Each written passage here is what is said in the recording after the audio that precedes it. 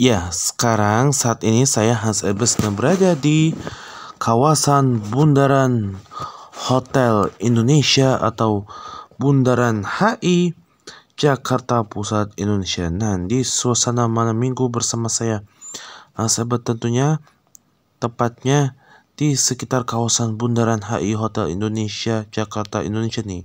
Nah, di sini banyak sekali ya gedung-gedung pencakar langitnya ya. Tidak hanya Tugu Selamat datang saja, dan juga yang selama ini menjadi salah satu paling highly recommended dan selalu mencuri perhatian masyarakat kota Jakarta dan juga wilayah Indonesia dan juga maupun juga di dunia Asia maupun juga Asia Tenggara. Ya, tapi tahukah Anda, ternyata Monumen Selamat Datang tidak hanya menjadi salah satu paling ikonik kedua loh di kota Jakarta setelah Monumen Nasional atau Monas. Nah, konon katanya, saudara, tahukah Anda, Monumen Selamat Datang adalah sebuah monumen yang terletak di tengah Bundaran Hotel Indonesia Jakarta Indonesia. Monumen ini berupa patung sepasang manusia yang sedang menggenggam bunga dan melambaikan tangan patung tersebut terhadap ke utara, yang berarti mereka menyebut orang-orang yang datang dari arah Monumen Nasional. Nah, 61 tahun yang lalu, pada tahun 1962, Jakarta ketika itu menyambut kedatangan tamu-tamu kehormatan dan juga kenegaraan di Bundaran Hotel Indonesia. Ketika itu, Presiden Republik Indonesia pertama Soekarno pada saat itu membangun Monumen Selamat Datang dalam rangka persiapan jelang Asian Games keempat di Jakarta tahun 1962 yang akan diselenggarakan di Jakarta saat itu. Para atlet dan ofisial pun pada saat itu menginap di Hotel Indonesia dan bertanding di Komplek Olahraga Ikada yang saat itu dan kini menjadi Komplek Gelora Bung Karno Senayan Jakarta Indonesia. Stadion utama Senayan pada saat itu adalah stadion terbesar di Asia Tenggara yang mampu menampung 120.000 penonton pada saat itu. Ide pembuatan patung ini berasal dari Presiden Republik Indonesia pertama Soekarno saja, dan rancangan awalnya dikerjakan oleh Heng Ngantung yang pada saat itu merupakan Wakil Gubernur DKI Jakarta. Tinggi patung perunggu ini dari kepala sampai kaki 5 meter, sedangkan tinggi seluruhnya dari kaki hingga tangan yang melambai adalah 7 meter dan tinggi kaki patung adalah 10 meter. Pelaksanaan pembuatan patung ini saat itu adalah tim pematung keluar ke Arca pimpinan Edi Sudarso di Karangwuni dan dibantu oleh Trubus Sudarsono. Pada saat pembuatannya, Presiden Soekarno saat itu didampingi Duta Besar Amerika Serikat saat itu Howard B. Jones beserta para menteri sempat berkunjung ke sanggar Edi Sudarso. Pembuatan patung ini memakan waktu sekitar 1 tahun. Monumen Selamat Datang kemudian diresmikan oleh Soekarno pada tahun 1992 atau tepat 1 tahun kemudian. Nah, selama ini bertahun-tahun Bundaran Hotel Indonesia tidak hanya jadi salah satu tempat favorit aja loh yang paling ikonik di hati masyarakat kota Jakarta Indonesia saja. Monumen Selamat Datang terletak di Monumen Selamat Datang Monumen Selamat Datang terletak di pusat Bundaran Hotel Indonesia atau Bundaran HI. Dinamakan demikian karena letaknya yang sangat strategis dekat dengan Hotel Indonesia. Ejaan lain yang diterima oleh yang saya sebutkan tadi adalah Bundaran HI, yaitu bahasa yang lebih dekat dengan bahasa Jawa dan Betawi. Dialek yang lebih dekat dengan identitas Jakarta. Bundaran ini terletak di tengah persimpangan loh, tepatnya di Jalan MH Tamrin dengan Jalan Imam Bonjol, Jalan Sultan Syahrir, dan Jalan Kebon Kacang. Pada tahun 2002, Bundaran Hotel Indonesia direstorasi oleh PT Jaya Konstruksi Manggala Pratama dengan penambahan air mancur baru, desain kolam baru, dan pencahayaan.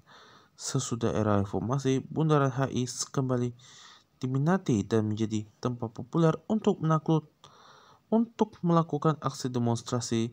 Setiap hari Minggu pagi saat dilaksanakan Jakarta Car Free Day, bundaran ini dipenuhi orang-orang yang berolahraga, bersepeda, maupun pedagang. Dan itulah fakta menarik tentang Monumen Selamat Datang yang selama ini menjadi salah satu paling ikonik loh di Indonesia. Semoga vlog with Hans Ebert kali ini bermanfaat buat kita sekalian ya. Oh ya, ada yang menarik yang wajib dikunjungi nih adalah Grand Indonesia atau biasa disingkat G7 yang merupakan mall terbesar di Jakarta, Indonesia. Seperti yang sudah saya jelaskan tadi loh, Grand Indonesia merupakan family friendly lifestyle mall yang berkonsep untuk menyediakan seluruh kebutuhan keluarga dalam satu tempat. Pada tahun 2007, Hotel Indonesia mengalami pemugaran. Selanjutnya, setelah dibuka kembali, hotel dikelola oleh grup Kempinski dan namanya diganti menjadi Hotel Indonesia Kempinski setelah mengalami renovasi selama 5 tahun. Pada tanggal 20 Mei 2009 saat itu, Hotel Indonesia Kempinski dibuka kembali oleh Presiden RI ke-6 SBY. Area sekeliling Hotel Indonesia juga dikembangkan menjadi komplek multiguna dengan nama Grand Indonesia yang terdiri gedung perkotaan, menara BCA, apartemen Kempinski Residence, dan pusat perbelanjaan Grand Indonesia. Grand Indonesia terdiri dari 3 bagian, East Mall, West Mall, dan sebuah Skybridge. Yang menghubungkan kedua bagian tersebut, Skybridge tersedia di lantai 1, 2, 3, 3A, dan 5. Sebuah food court yang terdapat pada West Mall yang bernama Footprint berada di lantai 5 West Mall. Grand Indonesia telah dibuka untuk umum pada April 2007.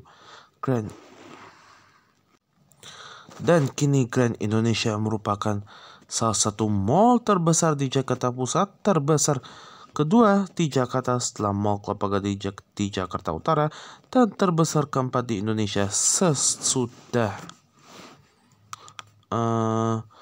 Pakuwon Mall dan Tunjungan Plaza di Surabaya, Jawa Timur, Indonesia. Dan begitulah fakta-fakta menarik tentang Hotel Grand Indonesia yang selalu mencuri perhatian bagi masyarakat Jakarta, Indonesia, dan juga ibu kota negara tercinta. Baik, itulah fakta menarik dari saya. Dan ada satu lagi nih, ternyata pada saat itu, kasus ciptaan turunan logo Grand Indonesia terjadi 2 kali loh. Kasus yang pertama kali terjadi pada 2010 dan kedua terjadi pada tahun 2021. Pada April 2010, keluarga besar Henanto saat itu menggugat Grand Indonesia atas logo mall tersebut, yaitu siluet Monumen Selamat Datang dengan warna emas.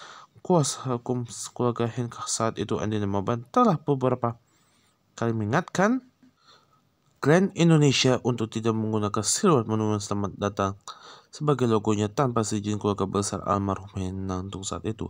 Namun pihak Grand Indonesia tidak menggubris peringatan tersebut dengan alasan logo terinspirasi murni dari patung. Patung tersebut telah terdaftar di pangkat data DJKI pada 2010. Pada Januari 2021, keluarga Hen menuntut lagi Grand Indonesia yang masih menggunakan patungnya sebagai logo untuk kedua kalinya saat itu, yaitu siluet Monumen Selamat Datang dan lingkaran merah. Alhasil Grand Indonesia harus membayar ganti rugi sebesar 1 miliar rupiah kepada keluarga besar Henantung. Dan itulah fakta penting tentang Grand Indonesia dan juga bundaran Hotel Indonesia serta Monumen Selamat Datangnya yang selalu mencuri perhatian bagi saya. Saya Hans Edbert, selamat malam, dan kita bertemu kembali di episode selanjutnya hanya di seluruh laman YouTube channel resmi Hans Edbert. Sebelum saya menutup perjumpaan kita pada vlog with Hans Edbert kali ini, jangan lupa subscribe seluruh laman YouTube channel resmi saya, Hans Edbert 997, Hans Edbert 97, Hans Edbert, dan juga terus nemani like, share, dan komen sebanyak-banyaknya serta nyalakan notifikasinya. Saya Hans Edbert, kami ucapkan selamat malam. Ya, sekarang saat ini saya Hans Edbert sedang berada di Bundaran Hotel Indonesia HI Jakarta, Indonesia. Nah, setelah kita membahas tadi soal tentang sejarah tugu Monumen Selamat Datang di Bundaran Hotel Indonesia HI Jakarta, Indonesia yang menjadi salah satu monumen paling ikonik dan juga paling bersejarah di wilayah ibu kota negara Jakarta Indonesia tercinta. Nah, kali ini aku akan ajak Anda untuk membahas Hotel Indonesia yang juga sejumlah gedung-gedung pencakar langit yang ada di sekitar kawasan bundaran Hotel Indonesia loh. Nah, ingin tahu kisahnya? Yuk ikuti perjalanan saya. Nah, yang pertama adalah Hotel Indonesia adalah hotel bintang 5 pertama yang dibangun di Jakarta, Indonesia loh. Hotel ini diresmikan pada tanggal 5 Agustus 1962 oleh Presiden RI pertama saat itu, Soekarno, untuk menyambut Asian Games keempat di Jakarta tahun 1962. Bangunan Hotel Indonesia ini dirancang khusus oleh arsitek handal dan legenda kala itu, Abel Sorensen dan istrinya Wendy, asal Amerika Serikat. Menempati lahan seluas 25.082 meter persegi, hotel ini mempunyai slogan A Dramatic Symbol of Free Nation Working Together. Hotel ini ditetapkan sebagai cagar budaya oleh Pemda DKI dengan dikeluarkannya Surat Keputusan Gubernur DKI Jakarta nomor 475 tanggal 29 Maret 1953 silam kala itu.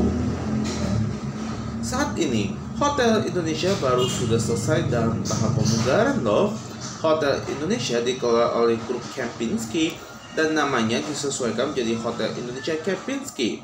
Meski awalnya terjadi demonstrasi massa karena pergantian pengelolaannya saat itu, area sekeliling Hotel Indonesia sekarang menjadi kompleks multiguna fungsi dengan nama Grand Indonesia yang terdiri antara lain gedung perkantoran, menara BCA, dan Grand Indonesia Office Tower, apartemen Kempinski Residence, dan pusat pembelanjaan Grand Indonesia Shopping Town. Setelah mengalami renovasi selama 5 tahun, tanggal 20 Mei 2009, Hotel Indonesia Kempinski dibuka kembali oleh Presiden RI ke-6 kala itu, Susilo Bambang Yudhoyono atau SBY. Dan setelah Hotel Indonesia, dan kini kita beralih ke Grand Indonesia atau biasa disingkat GI, merupakan mall di Jakarta, Indonesia. Mall ini dibuka pada tahun 2007 oleh Presiden RI kala itu, Susilo Bambang Yudhoyono. Ya, Grand Indonesia merupakan family friendly lifestyle mall yang berkonsep untuk menyediakan seluruh kebutuhan keluarga dalam satu tempat. Pada tahun 2007, Hotel Indonesia mengalami pemugaran loh. Selanjutnya, setelah dibuka kembali, Hotel ini dikelola oleh grup Kempinski dan namanya diganti menjadi Hotel Indonesia Kempinski. Setelah mengalami renovasi selama 5 tahun, pada tanggal 20 Mei 2009 saat itu, Hotel Indonesia Kempinski dibuka kembali oleh Presiden RI ke-6 kala itu, Susilo Bambang Presiden RI ke-6 saat itu, Susilo Bambang Yudhoyono. Area sekeliling Hotel Indonesia juga dikembangkan menjadi kompleks multiguna fungsi dengan nama Grand Indonesia yang terdiri dengan gedung perkantoran, menara BCA, apartemen Kempinski Residence, dan pusat pembelanjaan Grand Indonesia.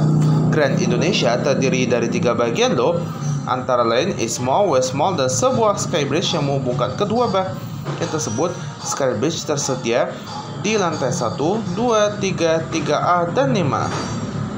Sebuah food court yang terdapat pada West Mall yang bernama Food Point berada di lantai 5 West Mall. Grand Indonesia telah dibuka untuk umum pada bulan April 2007.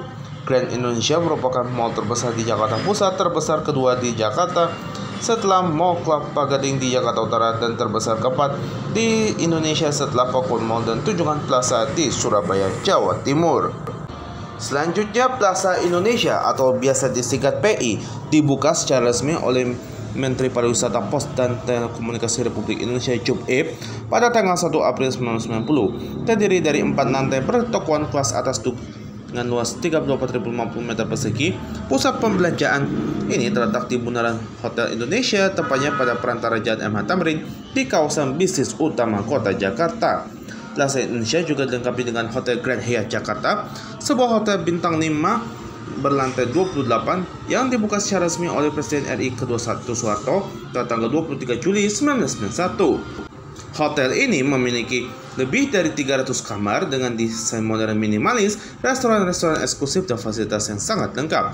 Gagasan pendirian daripada Plaza Indonesia berawal dari titik Soeharto, putri Presiden RI kedua Soeharto, yang sering melakukan perjalanan untuk berbelanja ke berbagai negara. Ia berpikiran bahwa seharusnya Jakarta sudah memiliki pusat pembelanjaan berstandar internasional yang mewah dan gemerlap, seperti kota metropolitan di negara-negara maju. Titik Soeharto langsung mengungkapkan gagasannya kepada Menteri Pariwisata, Pos dan Telekomunikasi Republik Indonesia Susilo Sudarman, yang mendapat dukungan dari sang ibu Tin Soeharto. Susilo Sudarman saat itu segera mencari para investor dan konsultan untuk menyusun konsep dan mengeksekusi ide tersebut. Perkembangan Plaza Indonesia berlanjut ketika Entertainment Exter dibuka di sebelah gedung yang ada dengan membentuk pangsa pasar anak muda. Kedua gedung disambung dengan sebuah jembatan yang dikelilingi toko-toko. Kini Plaza Indonesia telah dilengkapi dengan gedung perkantoran The Plaza Office Tower dan apartemen The Kraton Grand Hyatt Residence. Saat ini, Plaza Indonesia dikembangkan oleh Global David Lamont Tbk, sebelumnya bernama Krida Perdana Indragana Tbk. Selanjutnya, Wisma Nusantara adalah sebuah gedung perkantoran yang terletak di Jalan MH Tamrin, Jakarta Pusat, Indonesia, dibangun pada tahun 1963. Wisma Nusantara merupakan gedung pencakar langit pertama di Indonesia dan Asia Tenggara yang mencapai ketinggian 100 meter. Bangunan tersebut berada di satu kompleks dengan Hotel Pullman. Ya, pembangunan Wisma Nusantara diawali dari gagasan Presiden RI pertama Soekarno untuk membangun pencakar langit pertama di Jakarta. Kontrak pertama dibuat pada tahun 1963 sebesar 5,7 juta US dollar menggunakan biaya perbaikan Jepang setelah perang dan mulai dibangun pada tahun yang sama.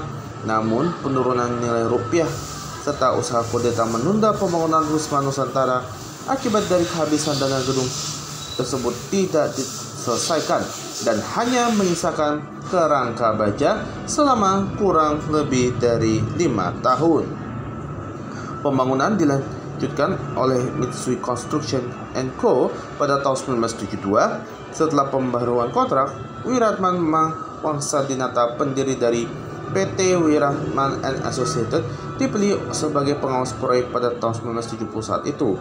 Gedung tersebut pada akhirnya selesai dibangun pada tahun 1972 dan diresmikan oleh Presiden Soeharto kala itu pada tanggal 2 Desember pada tahun yang sama. Bersama dengan Presiden Hotel, sekarang Pullman Hotel, sebagai bagian dari persetujuan saham dipegang oleh Mitsui sebesar 55%, sementara pemerintah Indonesia memegang saham sebesar 45%. Dikarenakan biaya menyewa ruang perkantoran yang sangat tinggi, gedung ini dahulu hanya digunakan oleh perusahaan-perusahaan Jepang selama beberapa tahun.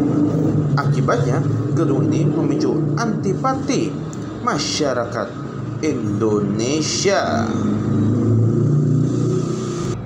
Pada suatu saat kala itu, papan Suzuki besar terpasang di puncak gedung. Sebuah film Indonesia yang disutradarai oleh Sumajaya, yaitu Budak Nafsu, pada tahun 1984 menampilkan seorang adegan wanita muda yang diperkosa dan dijadikan selir bagi Jepang pada masa perang serta kehilangan gairah hidup kala itu. Berjalan di Jakarta serta dikelilingi oleh papan-papan neon perusahaan-perusahaan Jepang di Jalan MH Tamrin yang dengan jelas menunjukkan sikap sentimen terhadap Jepang di Indonesia pada saat itu. Renovasi besar-besaran pertama dilakukan pada tahun 1990 oleh JICA. Jembatan penghubung antara gedung perkantoran Wisma Nusantara dengan hotel saat itu bernama Nikko Hotel pada tahun 2002 silam. Tahun 2003, Nikko Hotel diperluas dengan penambahan berupa menara berlantai 11 yang menyediakan kamar-kamar mewah di sebelah utama kompleks Wisma Nusantara. Menara hotel ini dibangun oleh Kenjo Tank International pada tahun 2005. Gedung aneks selesai dibangun untuk mengakomodasi parkir. Wisma Nusantara dianggap sebagai gedung pencakar langit pertama di Indonesia dan Asia Tenggara yang mencapai ketinggian di atas 100 meter. Gedung ini merupakan prototipe gedung tahan gempa generasi kedua bagi pencakar langit di Jepang. Dengan baja berkualitas tinggi yang diimpor dari Jepang, digunakan sebagai penyangga utama dari gedung Wisma Nusantara, menggunakan pondasi sumuran untuk menjaga gedung tetap stabil saat terjadinya gempa bumi. Iya, setelah kita tadi membahas berbagai gedung pencakar langit yang ada di wilayah kawasan Bundaran HI Jakarta Indonesia, setelah Plaza Indonesia, Grand Indonesia, dan juga Hotel Indonesia Wisma Nusantara, dan yang terakhir adalah Mandarin Oriental Hotel Jakarta, Indonesia, yang juga merupakan salah satu hotel berbintang 5 terbaik di wilayah Indonesia dan juga Asia Tenggara. Ternyata Hotel Mandarin Oriental Jakarta, Indonesia merupakan bagian daripada Mandarin Oriental Hotel Group loh, atau MOHG. Sebuah anggota Jardine Matheson Group merupakan sebuah kelompok manajemen dan investasi akomodasi internasional yang mengembangkan hotel, resort, dan perumahan mewah di Asia, Eropa, dan Amerika. Grup perusahaan ini banyak diberi penghargaan atas mutu layanan dan manajemen yang sangat baik loh, dilengkapi dengan fasilitas spa dan restoran yang ditemukan dalam hotel dan resortnya. Dan saat ini pula Mandarin Hotel Jakarta, Indonesia, atau yang kita dikenal sebagai salah satu hotel berbintang 5 terbaik Indonesia, saat ini jadi salah satu hotel favorit di wilayah Jakarta, Indonesia loh. Nah, ini cocok banget nih. Hotel Mandarin Oriental Jakarta, Indonesia juga menjadi salah satu tempat highly recommended favorit di wilayah ibu kota Jakarta, Indonesia tercinta. Itulah sejumlah hal-hal menarik dan juga berbagai gedung pencakar langit yang ada di sekitar Bundaran Hotel Indonesia, Jakarta, Indonesia. Semoga vlog with Hans Albert episode kali ini bermanfaat buat kita sekalian. Terima kasih untuk selalu menyaksikan vlog with Hans Albert kali ini. Jangan lupa subscribe seluruh laman YouTube channel resmi saya, Hans Albert 997, Hans Albert 97, Hans Albert, dan juga Tirus Nurba ini. Like, share, dan komen sebanyak-banyaknya, serta nyalakan notifikasinya. Dan follow us seluruh laman media sosial resmi Hans Albert lainnya untuk konten-konten menarik dan wajib untuk Anda simak. Sampai jumpa di episode berikutnya.